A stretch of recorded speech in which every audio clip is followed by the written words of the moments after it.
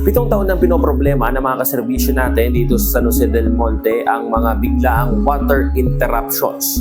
At yung iba pa nga ay nakakaranas pa ng mga pangit na supply ng tubig gaya ng mabahong tubig na lumalabas sa kanilang gripo at yung iba pa nga may mga insekto. Pero sabi ng SJDM LGU, sa susunod na linggo, posibleng mapalitan na ang kumpanyang hawak sa supply ng tubig sa San Jose del Monte. Pero bago yan, anong kumpanya nga ba ang may hawak sa operasyon ng water supply ng San Jose del Monte? Siyempre, kilalang kilala sila dahil mismong si Presidente Marcos ang nag-call out sa kumpanyang ito dahil sa mga reklamo sa kanila ng mga Pilipino sa iba't ibang parte ng Pilipinas. Yan ang Prime Water. Ayon sa SJDM LGU, 2018 nang magkaroon ng joint venture agreement ang Prime Water at ang SJDM Water District para nga supplyan ng tubig itong mga residente ng San Jose del Monte. Pero 2019 pa lang, abay, pulong-pulo na ng reklamo ang LGU dahil sa pangit na supply ay binibigay ng Prime Water. Sa loob ng maraming taon, hindi nakialam ang LGU pagdating dito sa kontrata ng Prime Water at ng Water District. Saklaw daw kasi yun ng batas na hindi sila pwedeng makialam ng ganun-ganun na lang at pwedeng sila ang mismong mabalikan nitong Prime Water. Pero nitong 2024 lang, napansin nga nila na medyo dumadami na yung mga residente o barangay na nirarasyonan nila at katunayan nga daw ay nasa 300 o higit 300 million pesos ang nagagastos ng LGU para makapagrasyon lang ng tubig ng tamang supply sa mga residente ng San Jose del Monte. Kaya noong 2025, last year lang, November, ay mismong ang LGU ang nagpa-terminate sa JVA na pinirmahan ng Prime Water at ng Water District. At nito pagpasok nga ng March 2026, nag-declare na ang SJDM LGU ng state of emergency dahil napansin nga ng City Disaster Risk Reduction and Management Office ng SJDM, abay, medyo lumalaki ang bilang ng mga barangay na naapektuhan nitong water interruptions at mga pangit na supply.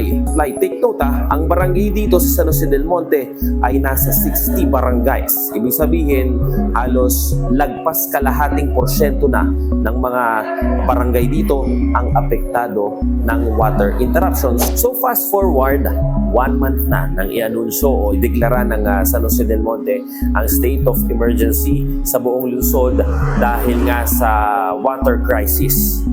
At base nga sa rekomendasyon ng consultant nila, dapat daw ay merong interim company na pwedeng pumalit sa Prime Water pagdating sa operations ng water supply.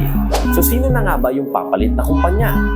Ayon sa SJDM LGU ay posibleng sa susunod na linggo ay i-take over na nila ang operasyon. At pagdating nito ay dito nila i-anunsyo kung sino nga ba yung papalit na kumpanya.